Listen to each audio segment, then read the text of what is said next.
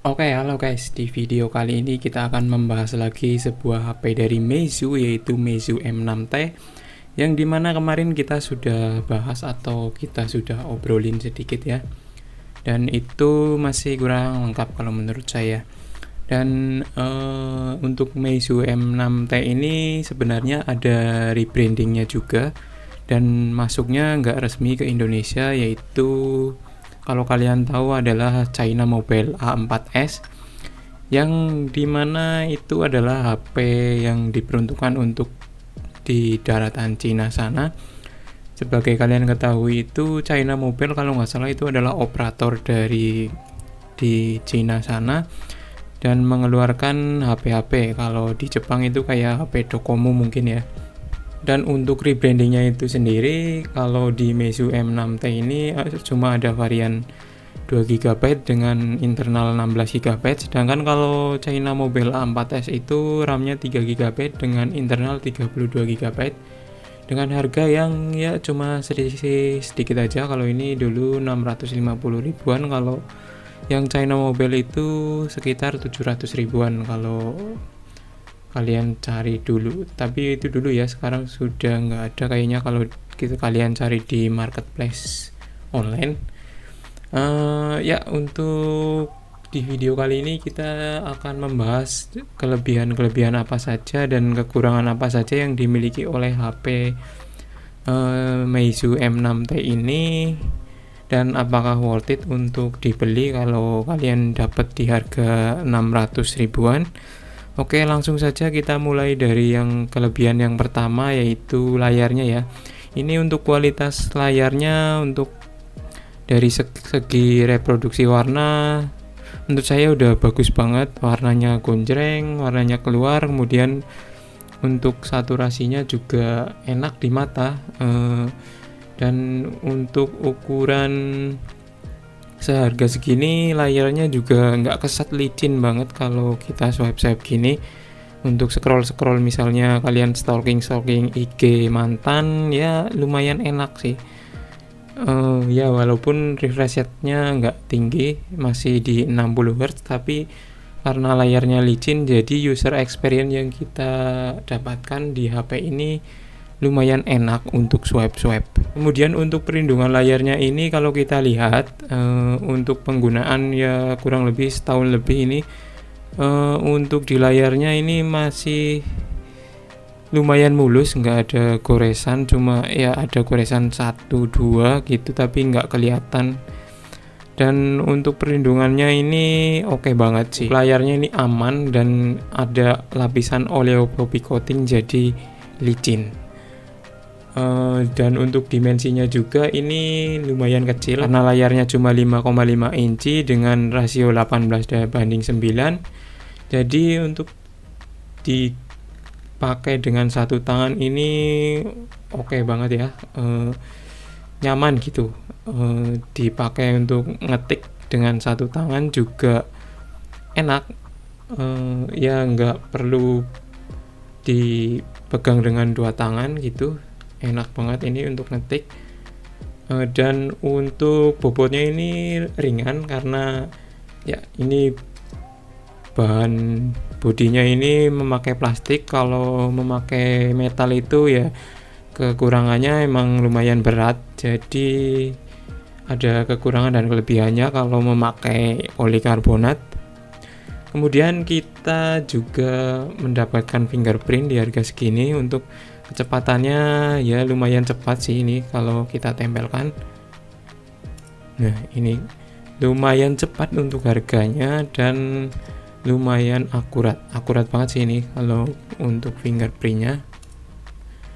Kemudian kita lanjut ke kelebihan yang selanjutnya, yaitu sensor-sensornya yang lengkap. Kita juga sudah dapat gyroscope.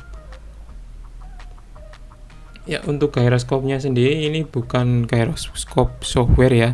Ini gyroscope hardware yang dimana ini untuk gaming mungkin yang membutuhkan gyroscope kayak Aspal 9 Legend atau PUBG, tapi untuk PUBG saya sarankan jangan main di HP ini ya, karena ini HP lawas, jadi ya kurang mumpuni. Meskipun dengan performa yang kita dapatkan untuk segi harganya ini masih lebih baik daripada kompetitornya, karena kompetitornya itu rata-rata masih pakai quad core, sedangkan ini sudah memakai octa core dengan kecepatan 1,5 GHz untuk 4 core-nya dan 1 GHz untuk 4 core lainnya. Untuk GPU-nya ini memakai Mali T860 MP2 dengan kecepatan sampai 520 MHz. Oke, cukup oke sih.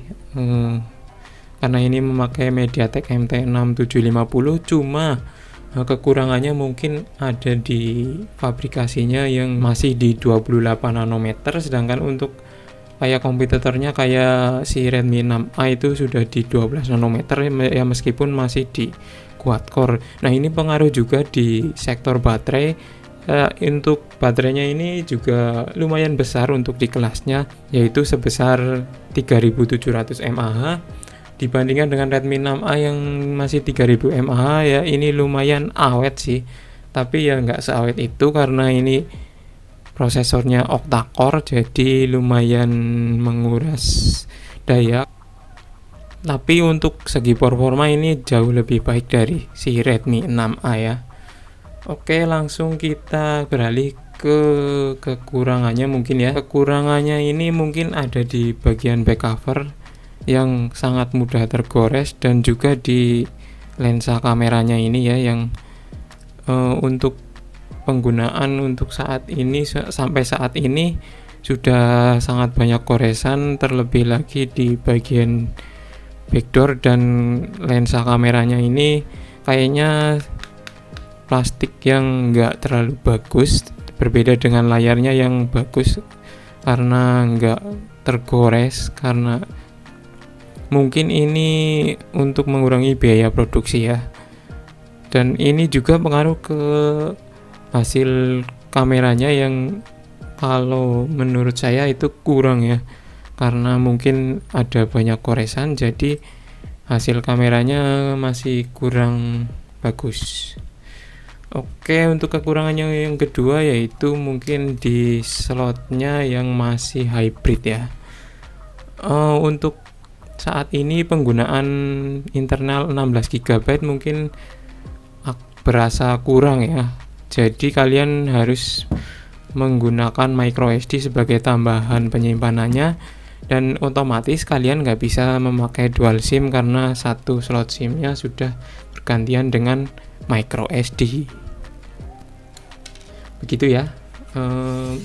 Dan kekurangan yang ketiga ini sebenarnya masalah sepele sih, kalau kalian pakai mungkin untuk hiburan gitu, kalau lagi gabut nggak ada kerjaan lain dan nggak ada koneksi internet, mungkin kalian akan merindukan fitur yang satu ini, yaitu FM radio.